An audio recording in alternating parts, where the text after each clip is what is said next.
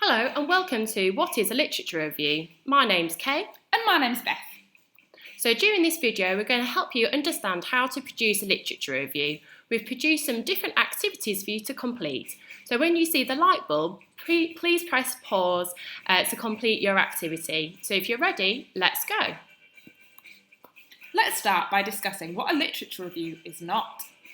So it is not a list of references with a short commentary on each. This would be classed as an annotated bibliography.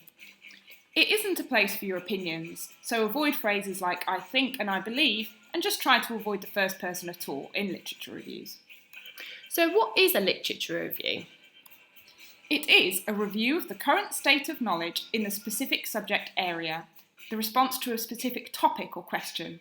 For example, what is written about the influence of video games on children's social skills?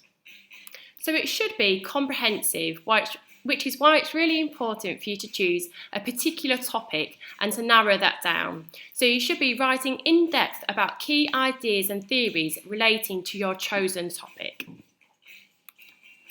It is clearly structured into thematic paragraphs that compare and contrast points of view. Themes are key issues, and literature reviews are usually put into themes with subheadings indicating the theme title. We'll look more closely at themes later. It should categorise, evaluate and critically analyse what other authors have written about your chosen topic. But what do these words mean? Categorise, evaluate and critically analyse.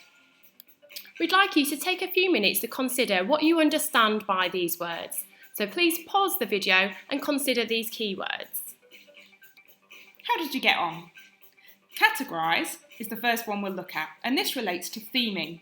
When you categorise, you group key ideas together and place them into themes. Often in a literature review, these themes will be indicated with clear subheadings within the work. How would you categorise these pictures? Pause again and consider. So you might have categorised these pictures into forms of transport, things to eat and animals. There would be different ways in which to categorise to theme these pictures.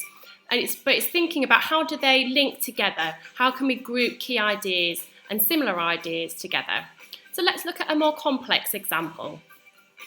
How would you categorise the following ideas if you were writing a literature review about video games? Please pause and consider. So there's definitely more than one way to theme and to categorise these key areas that might have arisen from the literature. So a kind of one way in which to view this might be to view it in terms of positive and negative effects. So looking at how it might negatively impact their development and how it might positively impact their development. This is a common way to start to theme literature, but perhaps a more sophisticated and complex way might be to look at it in terms of physical, psychological and social and emotional well-being. And that demonstrates a real in-depth understanding of your literature and how to group them together into similar ideas.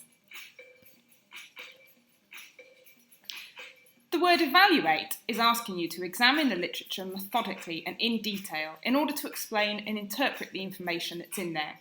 So you might ask yourself questions like, does the study that's been used here have any limitations, like, for example, a small sample? Does the argument have any limitations? Is the source itself trustworthy? Is it a peer-reviewed journal article, a book, or is it perhaps a more journalistic source? What is the author's viewpoint?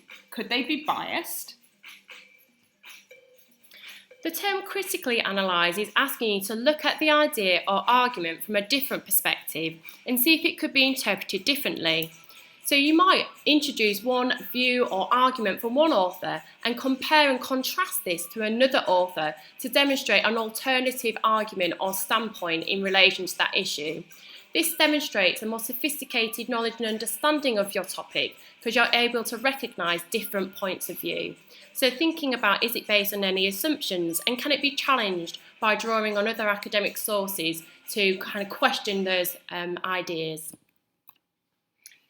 A literature review should summarise and analyse what has been written about a topic, so it's useful to foreground the author's voice. Let's look at an example of that now. Here we have a small section of a literature review, and you can see that the author and the date in the reference are at the beginning of the sentences, Though you don't have to do this in every sentence, it's useful to foreground the author's voice in this way to show whose opinion and idea and literature you're drawing on, and indicate that this is a summary of other people's literature and views. So ultimately, a literature review is a chance to demonstrate your ability to synthesise and correctly reference literature and to engage your critical thinking. So we want to wish you the best of luck in writing and redrafting your literature review. Yeah, remember those drafts. It's always key to a redraft. Now, if you have any questions or there's anything else you want help with in relation to literature reviews or any other study skills, please leave us a comment underneath the video.